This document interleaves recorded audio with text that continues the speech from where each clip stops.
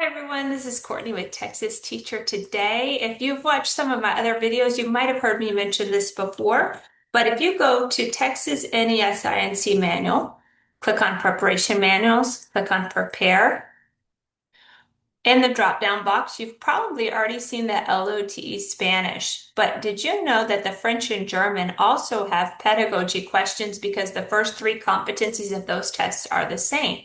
So let's go to Pedagogy for German, which is number 8 here. Click on that, and you can see this has a lot of practice questions that are very similar to the ones on the LOTE Spanish, and there's 17 of them. So let's look at one of these. Let's look at number 2.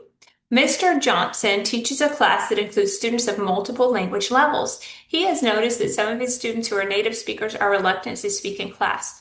He feels that he can connect with these students by conducting home visits and learning about their home language. He hopes that his efforts will lead students to take risks and participate more in class. Which of the following best describes the strategy that Mr. Johnson is implementing? Select all that apply. A lot of times in my tutoring, I notice that people pick one answer, but this says select all that apply, so we know there's at least 2 answers that are correct. So let's see. A, establishing a culture of learning. B, connecting with families and communities. C, organizing a safe classroom space. D, creating an environment of respect.